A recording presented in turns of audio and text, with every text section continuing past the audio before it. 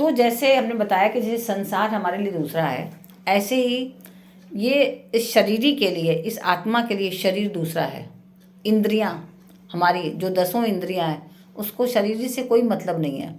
अब अगर हम ये सोचते हैं कि ये जो हमें चोट लगती है तो हमें कष्ट होता है, तो कष्ट क्यों होता है? क्योंकि हमारा ध्यान शरीरी पर तो है ही नहीं।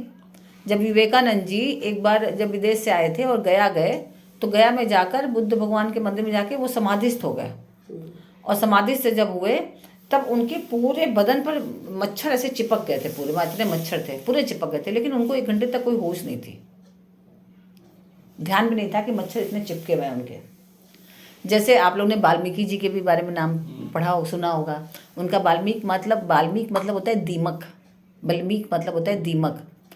तो उनका नाम तो कुछ और था, तो लेकिन उनको जब वो अपने आत्मा में चित्त में लग गए, राम राम राम राम करते करते, तो उनके इतना स्थिति हो गई कि वो पूरा शरीर सब कुछ भूल गया और पूरे शरीर में उनके दीमक लग गई, ऐसे पूरा ढेर ऐसे इकट्ठा हो गया, तो उनका नाम वाल्मीकि पड़ गया।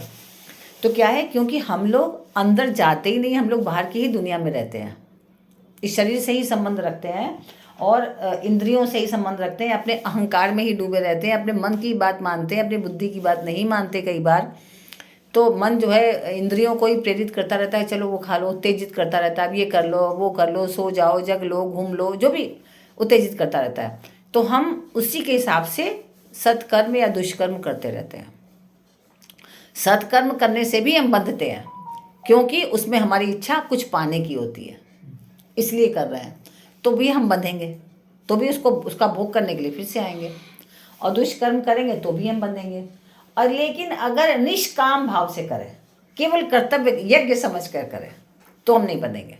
बंधन की मुक्ति एक ही तरह से होगी। तो भगवान क्या कह रहे हैं, शरीर को निद्रालु, आलसी, प्रमादी, निकम्मा और भोगी न बनने देना, ये हमारा यज्ञ है, ये शरीर की सेवा है। शरीर की सेवा क्या है कि हम उसको आलसी ना बनने दें, हम उसको निकम्मा, अरे काम क्या, बहुत काम है, बैठो आराम से, हम अपने शरीर को खुद ही कह रहे हैं ना, और खुद ही अपने शरीर को आलसी बना ले रहे हैं। तो क्या है, शरीर की हम सेवा नहीं कर रहे हैं, शरीर के हम दुश्मन हैं, शरीर के हम मित्र नहीं हैं, शरीर के लिए कुछ भी नहीं कर रहे हैं। और इंद्रियों को शारीरिक सांसारिक भोगों में न लगने देना। इंद्रियां हमारी क्या करती हैं, सांसारिक भोगों में ही तो लगती हैं कि चलो अब ये खा लें, खूब अच्छा अच्छा खाना, अब चलो वहाँ घूम लें, अब उससे बात कर लें, भले हमें पढ़ना है लेकिन फिर भी मन करेगा चलो बात कर लें, चलो मोबाइल थोड़ी देर तो देख लें। तो ये क्या है, हम इंद्रियों को अपने बस में नहीं कर रहे हैं। तो इंद्रियों की सेवा क्या है कि उसको सांसारिक भोगों में हम न लगने दें, तो ये इंद्रियों की सेवा होगी। और मन को किसी का अहित न सोचने दें। मन क्या सोचेगा, अच्छा उसने मेरे लिए ऐसा किया था और उसके लिए तो ज़रूर ऐसा होगा उसके संग, बोलते हैं ना लोग, जनरली लोग बोल देते हैं, देखा उसने तो मेरे लिए बहुत बुरा किया, उसका भी ऐसा होगा। तो मन को कभी भी किसी का अहित न सोचने दें और विषयों के चिंतन में नहीं लगाएं। व्यर्थ में विषयों के चिंतन में जो लगा रहता है मन न, उससे हटाएं, व्यर्थ में विषयों के चिंतन में लगाएं। तो क्या होगा, ये मन की सेवा होगी, है ना। तब हमने मन की सेवा की कि अपने मन को जबरदस्ती खींचा, गलत ओर जो जा रहा था, जो गलत चिंतन कर रहा था, उससे हमने अपने मन को हटा लिया, तो ये मन की सेवा हो गई। और बुद्धि को दूसरों के कर्तव्य पर विचार न करने देना कि उसने, उसका कर्तव्य था, उसने अपना काम नहीं किया। बच्चे लोग तो बहुत कहते हैं, मेरे क्लास में छोटे छोटे बच्चे आते हैं कि मेरे देखिए ये बच्चा ये ऐसे कर रहा है, वो बच्चा, हम हमेशा दूसरे के कर्तव्य को देख रहे हैं। हम बड़े लोग भी करते हैं कई बार ना, कि देखो उसका कर्तव्य था, उसने पूरा नहीं किया, हमने तो अपना कर लिया।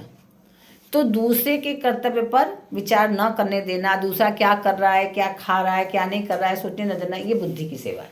जो कर रहा है करने दो। क्योंकि क्या होगा, जब हम निरंतर दूसरों के बारे में ही सोचेंगे तो हम अपने विषय में सोच ही नहीं पाएंगे कि हम शरीरी हैं, हम आत्मा हैं, हम दिव्य आत्मा हैं, हम उस परमात्मा के एक अंश हैं। तो हम उसमें डूब ही नहीं पाएंगे, हम उसमें रम ही नहीं पाएंगे। अगर हमको उसमें रमना है तो हमें दूसरों के विषय में सोचना तो कम करना पड़ेगा ना, धीरे धीरे धीरे करके बंद करना पड़ेगा।